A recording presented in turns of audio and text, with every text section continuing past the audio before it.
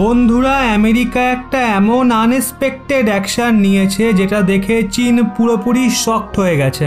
আর shocked হওয়ার মতো ব্যাপারও রয়েছে, কারণ এর উত্তর চীন তো ছাড়ুন, দুনিয়ার কোনো দেশের কাছেই নেই। চীনের সেনা নিজেদের হেল্পলেস ভাবছে, কারণ যখন তারা কোনো মারাত্মক সিচুয়েশনে ফাঁসতো তখন কোথাও না কোথাও রাশিয়া তাদের সাহায্য করত, বিশেষ করে আমেরিকার বিরুদ্ধে। কিন্তু এই মামলাতে রাশিয়াও চীনকে সাহায্য করতে পারবে না, কারণ রাশিয়াও স্বয়ং আমেরিকার এই হাতিয়ারের জবাব দীর্ঘ 20 বছর ধরে খুঁজছে, কিন্তু তারাও অসফল হয়েছে। আজ্ঞে হ্যাঁ, আমরা কথা বলছি শুধু আমেরিকা নয়, দুনিয়ার নাম্বার 1 ফাইটার জেট F-22 র্যাপ্টারের ব্যাপারে। আমেরিকা সিদ্ধান্ত নিয়েছে চীনের বিরুদ্ধে তারা 24 থেকে 25টা F-22 র্যাপ্টার পাঠাতে চলেছে।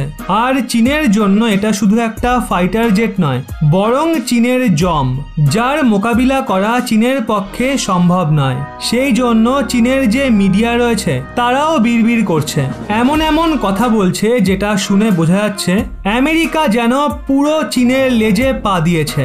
যদিও এর সূত্রপাত 2-1 দিনে হয়নি, আসলে আজ থেকে 1 সপ্তাহ আগে জাপানের তরফ থেকে একটা ডিফেন্স ডক্টরিং জারি করা হয়েছিল। জাপান এটা প্রতি বছর জারি করে, কিন্তু এইবার কিছু বিশেষ ছিল।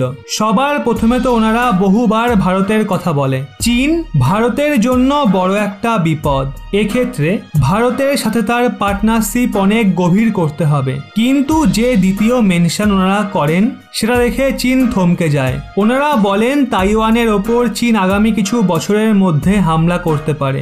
এর কারণ শি জিনপিং এর ইমেজ চীনের ভেতরে অনেক কমে আসছে, সেক্ষেত্রে ওনাকে যে কোনো মূল্যে নিজেকে দেশের হিরো রূপে প্রমাণ করতে হবে। সেক্ষেত্রে তাদের কাছে এখন বড় অপশন হলো তাইওয়ানকে চীনের অন্তর্ভুক্ত করা। সেই জন্য আগামী সময়ে জাপানকে তাইওয়ানের হয়ে ডিফেন্স করতে হবে, আর এটা নিয়েই চীন মাত্রাতিরিক্ত জ্বলছে। এমনকি চীনের যে টপ অফিসার রয়েছে তারা জাপানকে পরমাণু দিয়ে হামলা করে ধ্বংস করার হুমকিও দিয়েছে। তারপর 2-1 দিন বাদে খবর আসে চীনের যে ফাইটার জেট রয়েছে সেগুলো ইল্লিগালি জাপানের বায়ুসীমার মধ্যে ঢুকছিল আর জাপানকে চ্যালেঞ্জ করছিল। সেই জন্য আমেরিকা বলে ঠিক আছে, চীনের প্রভাব একটু বেশিই বাড়ছে, সেটাকে এবার কন্ট্রোল করার প্রয়োজন আছে। তাই এক্ষেত্রে আমেরিকা তার ওই হাতিয়ার চীনের বিরুদ্ধে ময়দানে নামায়, যেটাকে চীন সব থেকে বেশি ভয় পায়। আজ্ঞে হ্যাঁ, আমরা কথা বলছি F-22 র্যাপ্টারের। আর শুধু 4-5টা পাঠাচ্ছে না, প্রায় 2-2টো স্কোয়াড্রান পাঠাচ্ছে।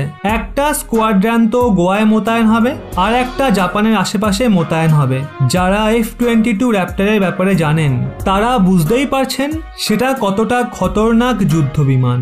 যারা জানেন না তাদের জন্য বলি, F-22 র্যাপ্টার দুনিয়ার নাম্বার 1, দুনিয়ার সব থেকে খতরনাক ফাইটার জেট। গত 20 বছর ধরে রাশিয়া আর চীন বিলিয়ন ডলার খরচ করে ফেলেছে এর টক্কর খুঁজে বার করার জন্য, কিন্তু এর কোনো টক্কর এখনো পর্যন্ত খুঁজে পাওয়া যায়নি। আর এর টেকনোলজি এতটাই অ্যাডভান্স যে এটা তৈরি হতেই আমেরিকা এর ওপর প্রতিবন্ধকতা লাগিয়ে দিয়েছে।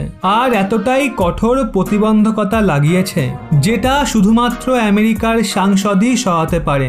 যদি আমেরিকার প্রেসিডেন্টও বিক্রি করতে চায়, মানে ধরুন ভবিষ্যতে এমন কোনো প্রেসিডেন্ট এলো যার ইসরায়েল, ফ্রান্স, ইউকের সঙ্গে ভালো সম্পর্ক রয়েছে, সে তাদের এই হাতিয়ার বিক্রি করতে চাইল, সেক্ষেত্রে আমেরিকা তাদের এই টেকনোলজিকে কোনো দেশের হাতেই দিতে না চাইলে রাষ্ট্রপতিও সেই প্রতিবন্ধকতা সরিয়ে সেটা বিক্রি করতে পারবে না। আমেরিকার সাংসদ জেনে বুঝেই এই প্রতিবন্ধকতা লাগিয়ে রেখেছে সহসম্মতিতে, যাতে কোনো রাষ্ট্রপতিও এটাকে এক্সপোর্ট করতে না পারে। আর বর্তমান সময়ে চীন যদি কোনো যুদ্ধবিমানকে ভয় পেয়ে থাকে তাহলে সেটা হলো F-22 র্যাপ্টার। এর একটা উপযুক্ত কারণও আছে। আসলে এর ক্যাপাবিলিটি এমন রয়েছে যে চীনের রাজধানী বেজিংয়ে বোম্বারিং করে ফিরে আসতে পারবে, আর চীন সেটা জানতেও পারবে না, কারণ এটা একটা সুপার স্টেলথ ফাইটার জেট। সেই জন্য আমেরিকা চীনের দাপটকে ধ্বংস করার জন্য এখন এটাকে ময়দানে নামিয়ে দিয়েছে।